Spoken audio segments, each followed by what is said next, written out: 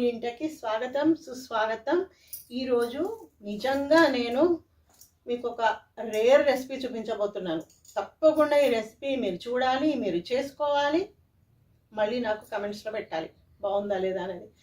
మరొక్కసారి మళ్ళీ thank you so much. అందరూ అంటే నా వారందరూ కూడా నాకు దగ్గర అవుతున్నారు. ఎక్కడెక్కడో దూర ప్రాంతాల్లో ఉన్న వాళ్ళు కూడా పిన్ని జై, అక్క అది జై ఇట్లాంటివి చెప్తున్నారు. నాకు I feel very very happy అన్నమాట. ఇంకా అంతకుమించి భాష లేదు. అందరికీ థ్యాంక్ యూ సో మచ్. ఈరోజు నేను చేసే కర్రీ పేరు శనగపిండి బిళ్ళల పులుసు. ఇది మనం శనగపిండి నేను ఒక 2 బౌల్స్, ఈ బౌల్ నిండా 2 బౌల్స్ తీసుకున్నాను నేను శనగపిండి. దీనికి కావాల్సింది శనగపిండి, తర్వాత నానబెట్టుకున్న చింతపండు ఒక 20 గ్రామ్స్ అనుకోండి అంతే, 3 పెద్ద ఉల్లిపాయలు పెద్దగా కట్ చేసి పెట్టుకున్నాను, కొత్తిమీర, ఆ తర్వాత కరివేపాకు, తర్వాత ఒక 2 పచ్చిమిర్చి, తర్వాత వెల్లుల్లిపాయలు అండ్ కొత్తిమీర చెప్పాను కదా నేను, కొత్తిమీర.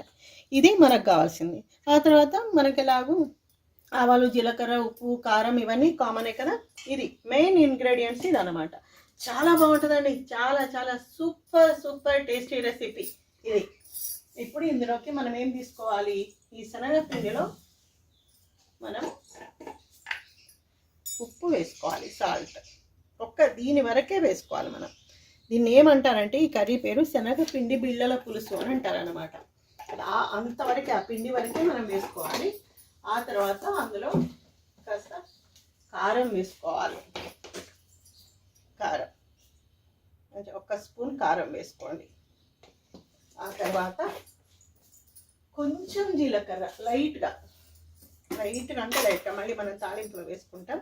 లైట్గా జీలకర్ర, తర్వాత కొంచెం కొత్తిమీర వేసుకోవాలి. ఇందులో కొంచెం కొత్తిమీర, తర్వాత ఈ వెల్లుల్లిపాయలు ఉన్నాయి కదా, ఈ వెల్లుల్లిపాయలు కొంచెం దంచి లైట్గా మనం ఇందులో యాడ్ చేసుకోవాలి. చూడండి, వెల్లుల్లిపాయలు లైట్గా ఒక 7-8 పాయలు అంతే, 7-8 పాయలు మనం పొట్టు తీసి నేను వేసేసుకున్నాను. ఇది దంచుతున్నాను చూడండి. ఇది ఇలా దంచేసి కొత్త పాయలు అనమాట, మంచి ఫ్లేవర్ వస్తుంది. ఇది దీనిలో వాటర్ కూడా ఇట్లా వస్తుంది చూడండి. ఇది ఇట్లా వేసేసుకొని జాగ్రత్తగా అస్సలు స్కిప్ చేయకుండా చూడండి ప్లీజ్. అందరికీ చాలా టేస్టీ రెసిపీ. ఇప్పుడు మనం ఇవన్నీ చక్కగా ఒకసారి కలిపేసుకోవాలి. ఇది పక్కన పెట్టేసుకొని ఇవన్నీ కలిపేసుకొని ఇప్పుడు మనము ఇందులో వాటర్ పోసుకుంటూ కొద్దిగా వాటర్ పోసుకుంటూ, చపాతీ పిండిలాగా మరీ గట్టిగా ఉండకూడదు, కొంచెం మనము దీన్ని ఇట్లా బిళ్ళలు ఒత్తుకునే విధంగా ఉండాలన్నమాట. ఇది అంటే ఒక వడపిండి కంటే కూడా ఇంకా కొంచెం గట్టిగా అట్లా కొంచెం వాటర్ పోసుకుంటూ దీన్ని మిక్స్ చేసుకోవాలి. ఇలా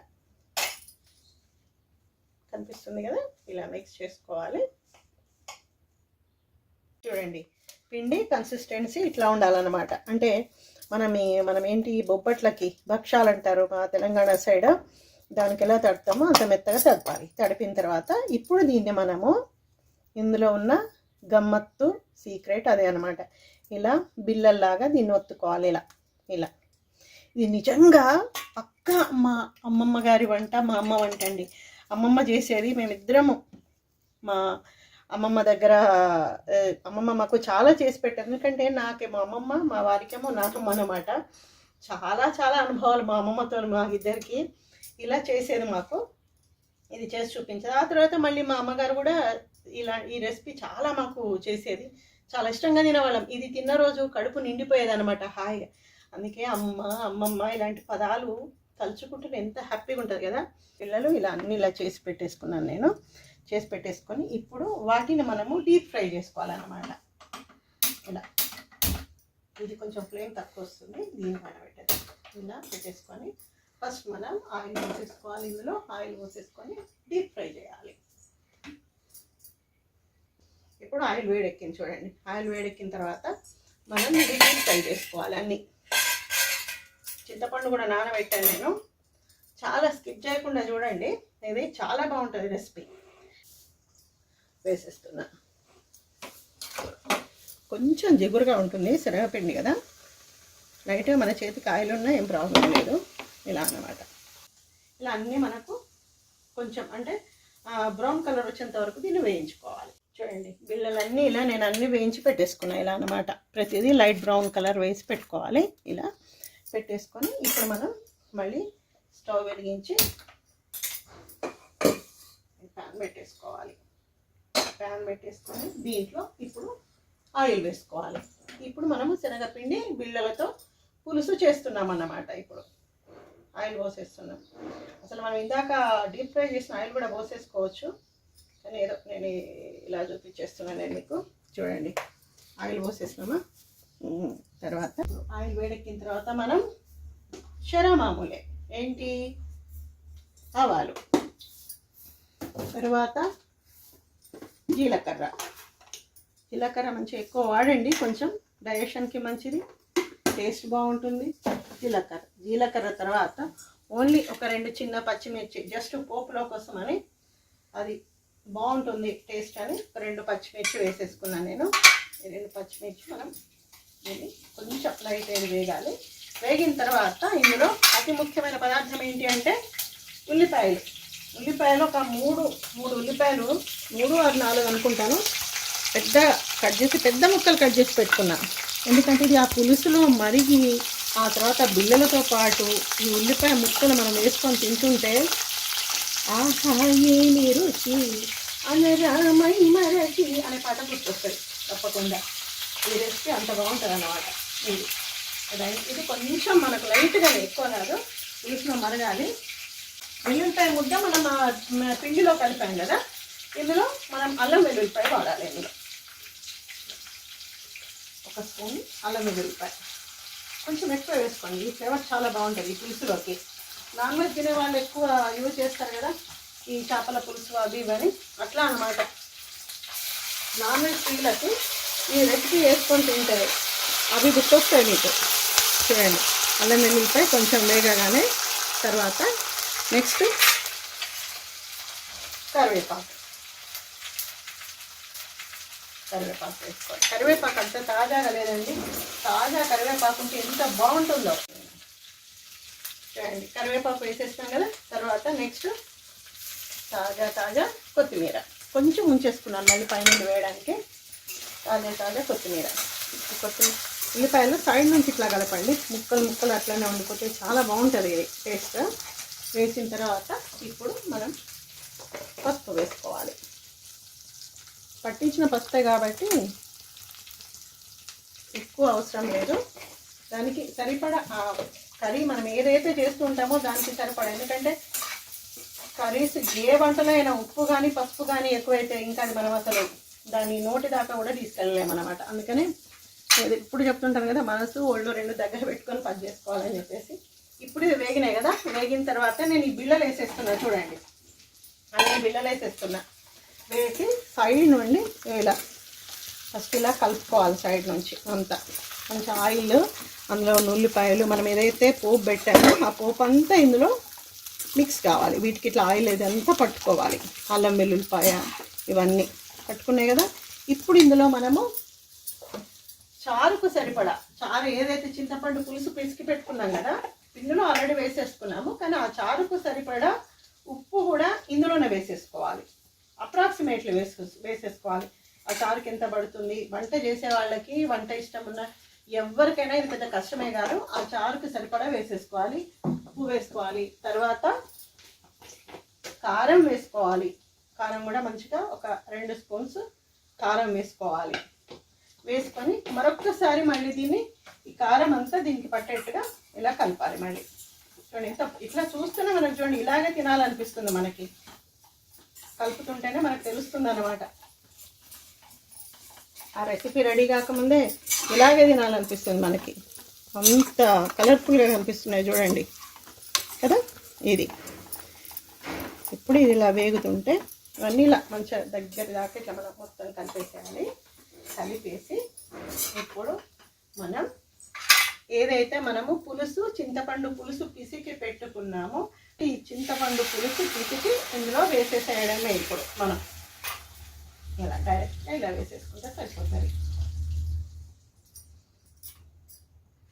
నిజంగా నేను చేసే రెసిపీస్ అన్నీ తప్పకుండా ట్రై చేయండి. ఇదేం పెద్ద బ్రహ్మ విద్య కాదు. నేను చేసేది పెద్ద ప్రపంచంలో ఎవరు చేయలేనివి కూడా నేను చేయట్లేదు. ఎంతోమంది అసలు వాళ్ళందరికీ ఎంత అప్రిషియేట్ చేయాలో, వాళ్ళందరి నుండి వంట గ్రూప్ ఛానల్స్ ఇవన్నీ ఉన్నాయి కదా, ఆ స్ఫూర్తితోనే నాకు వంట చేయాలన్న ఆలోచన వచ్చిందేమో నాకు. ఒకానొక శుభముహూర్తంలో మొదలుపెట్టాను కొత్తిమీర. ఇప్పుడు హ్యాండ్స్ కొంచెం జాగ్రత్తగా తుడుచుకొని తడి లేకుండా చూసుకొని చారుకు ముఖ్యమైన మెంతి పొడి, కొంచెం మెంతి పొడి వేసేసుకోవాలి. తర్వాత ఇందులో ముఖ్యమైనది ఇంకొకటి ఏంటి అని అంటే నువ్వుల పొడి. ఇదిగోండి చూడండి, నువ్వుల పొడి నేను కనీసం ఒక 4 టేబుల్ స్పూన్లు అనుకుంటాను. దీన్ని ఈ నువ్వుల పొడితోనే చాలా టేస్ట్ వస్తాయి అన్నమాట. నువ్వుల పొడి వేసేసుకొని ఇది ఒకసారి బాగా కలపాలి. చక్కగా కలిపి ఇందులో అతి ముఖ్యమైన పదార్థం ఏంటంటే బెల్లం. కానీ అది తురిమి పెట్టి లేదు, లేట్ అవుతుందని చెప్పేసి నేను కొంచెం పంచదార వేసేసుకుంటున్నాను. కానీ పంచదార ఏమాత్రం నిజంగా మంచిది కాదు, రుచి బాగుంటుంది కానీ కంపల్సరీ అందులో మనం బెల్లమే వేసుకోవాలి. ఇందులో ఒక 1.5 ఈ ఫారెక్స్ స్పూన్ ఉంది కదా, 1.5 ఇందులో వేసేసుకుంటున్నాను. నేను మీకు ఇదివరకు కూడా చెప్పాను కదా, అంటు పులుసు ఎందులోనైనా సరే బెల్లం లేదా పంచదార వేసుకుంటే దానికి అంతులేని రుచి అన్నమాట. అసలు ఈ నాలుకకి ఇన్ని రుచులు ఇచ్చిన భగవంతునికి ఎన్ని కృతజ్ఞతలు చెప్పుకోవాలండి మనం. ఇప్పుడు ఇది మరగాలి. మనకి ఒక 5 మినిట్స్ మరిగిన తర్వాత అప్పుడు మనం దీన్ని దించుకుంటే సరిపోతుంది. మూత పెట్టుకోవచ్చు, లేకుంటే పెట్టుకోకుండా పర్వాలేదు. ఒక 5 మినిట్స్ తర్వాత మళ్ళీ మనం తిరిగి వద్దాం. ఓకే, మనం 5 మినిట్స్ అన్నాను కదా, అప్రాక్సిమేట్లీ 5 మినిట్స్ అంటే 1 నిమిషం ముందు వచ్చినా పర్వాలేదు. చూడండి, ఆహా ఏమి రుచి. మళ్ళీ అదే పాట గుర్తొస్తుంది నాకు. ఎంత అద్భుతంగా కనిపిస్తుంది చూడండి, కనిపిస్తుందా? సో ఇప్పుడు దీన్ని మళ్ళీ మనం ఒక్కసారి ఆ స్పూన్స్ అన్నీ తీసేసాను నేను, ఫ్రెష్గా ఒకటి పెట్టాను మళ్ళీ అని. ఇలాంటి స్పూన్ అయితే ఇట్లా కలపడానికి ఈజీగా ఉంటుందన్నమాట. చూడండి ఎంత బాగుందో. ఇందులో నువ్వుల పొడి, మెంతి పొడి, కొత్తిమీర, కరివేపాకు, పెద్ద పెద్ద ఉల్లిపాయలు ఇవన్నీ వేసేసాం కదా. ఒక్క 2 మినిట్స్ అంతే. అంటే మరీ ఇప్పుడు ఎక్కువ చిక్కగా కావాలనుకున్న వాళ్ళు చిక్కగా చేసుకోవచ్చు. ఇది నిజంగా చిక్కగా ఉంటేనే బాగుంటుంది. కొంచెం పల్చగా కావాలనుకున్న వాళ్ళు ఇంకొంచెం చింతపండు పులుసు కాస్త పల్చగా చేసుకుంటే సరిపోతుంది అంతే. ఇది కొంచెం ఎందుకంటే ఈ ముక్కలకి ఆ ఫ్లేవర్, ఆ పులుపు, ఉప్పు, కారం అన్నీ పట్టాలన్నమాట. ఇది అయిన తర్వాత ఇంకొక 2 మినిట్స్ పెట్టేద్దాం మనం. ఒక్క 2 మినిట్స్ మళ్ళీ పెట్టేసి ఆ తర్వాత ఒకసారి చూసుకొని మనం పక్కన పెట్టేసుకుందాం. ఓకే, ఇప్పుడు 2 మినిట్స్ తర్వాత మళ్ళీ కొంచెం మరిగిన తర్వాత నేను మళ్ళీ ఇక్కడికి వచ్చేసాను నేను స్టవ్ దగ్గరికి. చూడండి ఎంత మంచిగా ఉడికిపోయి మనకు కావలసిన శనగపిండి బిళ్ళల పులుసు రెడీ అయిపోయింది. ఇప్పుడు దీన్ని మనం స్టవ్ ఆఫ్ చేసుకొని ఆ తర్వాత ఇది ఒక 10 మినిట్స్ తర్వాత, అంటే 10 మినిట్స్ మనం వెయిట్ చేసి అన్నం తింటే చక్కగా దీనికి ఉన్న ఏవైతే ఫ్లేవర్స్ అన్నీ యాడ్ చేసాం అవన్నీ బట్టి అద్భుతమైన రుచి వస్తుంది. నాకు కుక్కర్లో కూడా రైస్ కూడా రెడీగా ఉంది. ఇప్పుడు నేను మా వారు కలిసి ఈ బిళ్ళల పులుసుతో కలిపి ఎంజాయ్ చేయబోతున్నాం. చాలామంది టేస్ట్ అంటే చూపిస్తారు కదా, నేను టేస్ట్ చేస్తే నేను బాగుందనే చెప్తా. కాబట్టి నేను టేస్ట్ చూడండి, మీరు చూడండి. మీరు బాగుంటే కామెంట్స్లో పెట్టండి, నాకు అది చాలా హ్యాపీగా ఉంటుంది. ఓకేనా? Thank you.